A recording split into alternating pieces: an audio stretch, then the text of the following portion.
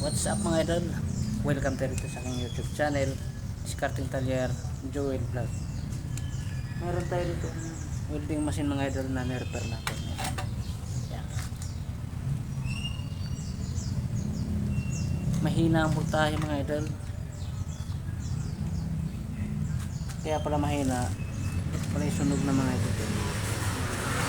Pinanap ko na.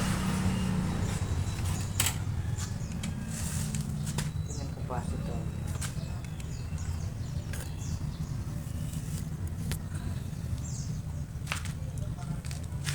Yan, ito mga idol. Sira na yung kanyang capacitor, putol na. Ayan. Putol na yung kanyang capacitor dito.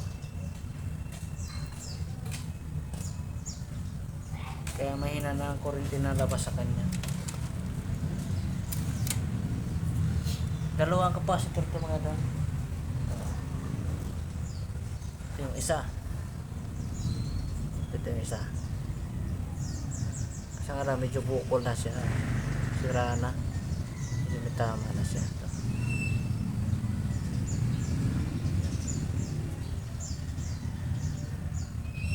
May damage siya dito banda. Kaya mahina din magbigay ng kurente. Isa naman putol. May pinaka-terminal dito. Kaya walang kurente. Hindi siya makapag-welding mga idol. Dito yung mga idol. Yan. Dito. Pinalitan ko na rin mga idol. Ito yung pinaka ganito.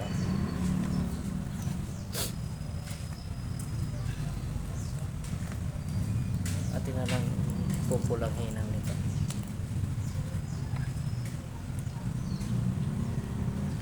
Ay, sinara natin ang hinang.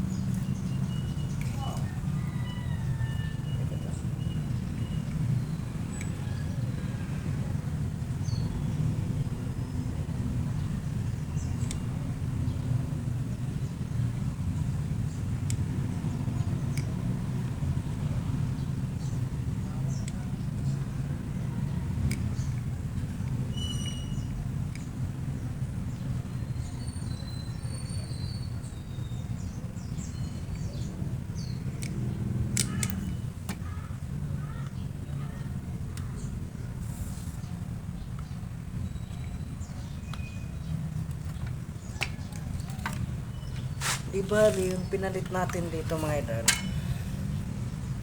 yung ganito ang pinalit natin, kinuha natin dito sa isang welding machine.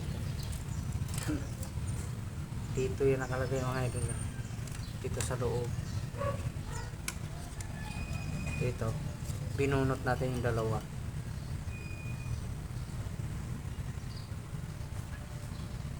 Ating binunot yung dalawa. Marami kasi sira dito mga idol, yung welding machine na to. Ito tinisting ko to, itong anong to, grounded siya. Kailangan siya ng palitan ang dalawang ito, kabilaan, piliin. Yun o, palitin na siya. Siguro sobrang init siguro ba nangyari, nasira na yung kanyang pinasaksakan niya. Ito sunog na to mga idol, to pinaka-switch niya.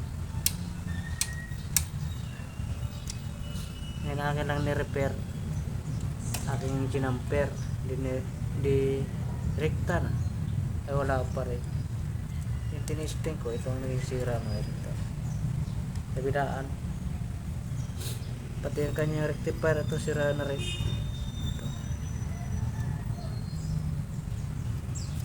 Kaya matagal pa bago maayos na mga walang pisa makuha, bibili pa.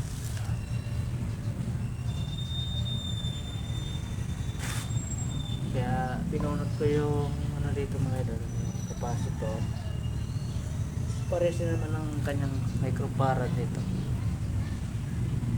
Ito 470, basta 450 volt. Ito 450 volt, tapos 470 microfarad.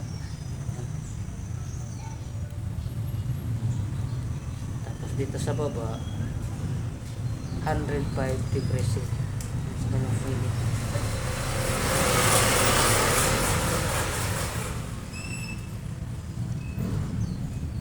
Tama ang kanyang init yan para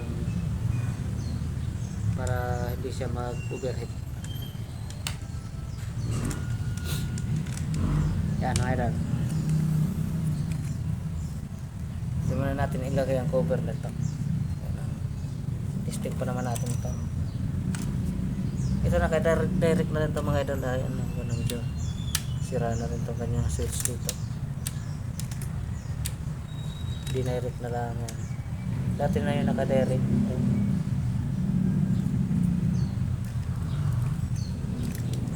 Ngayon testingin natin. Kanina kasi may display to kanina. Kaso nga lang mahina, hindi siya makalusaw, hindi siya makaputol naman. Hindi siya makapag-hold ng ayos. Ngayon subukan natin mga idol.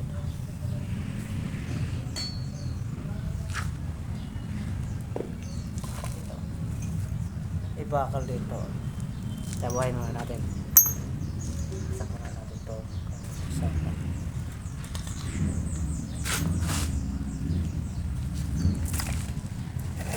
Nakarekta to mga idol. Wala nang switch to. Sinaksak to. Automatic na yan. Meron na yan.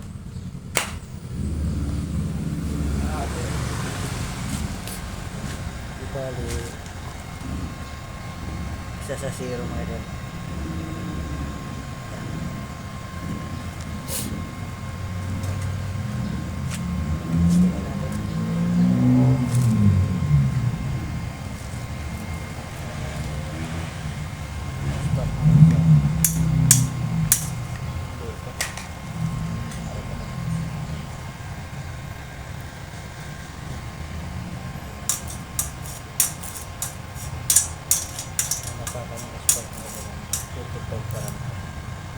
Isa natin ang perahe hanggang 100 lang.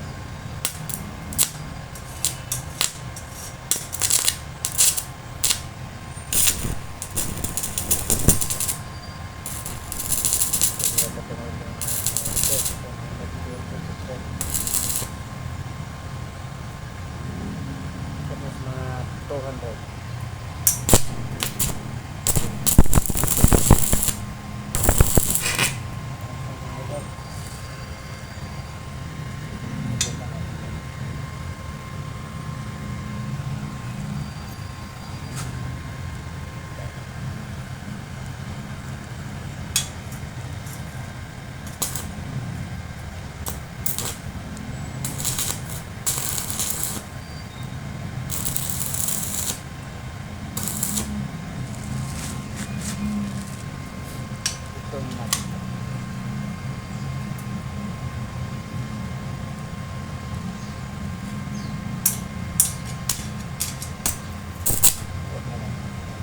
Napakinabangan pa natin ito. Ayun.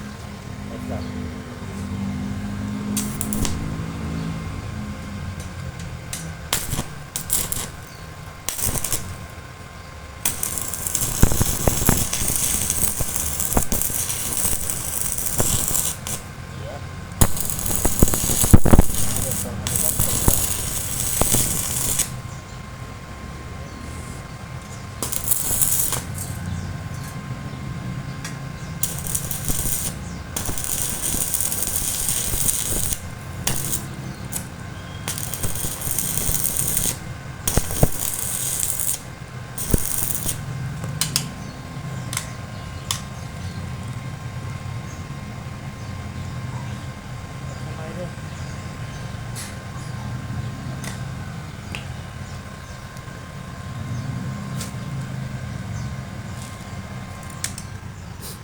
Kaiga rin mga idol.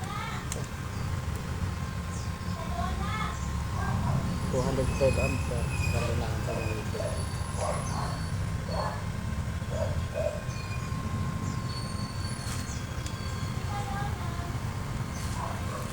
nasira mga idol.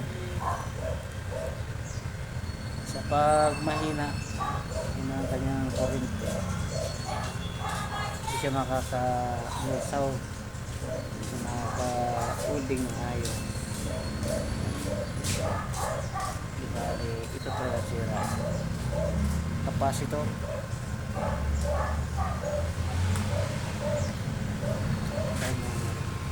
Wala kasi switch.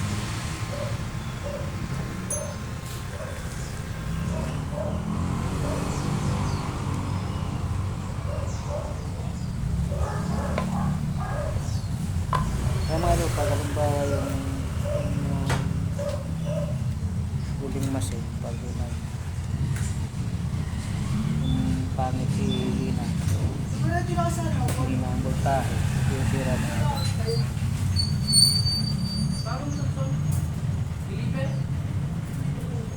Thank you for watching mga idol.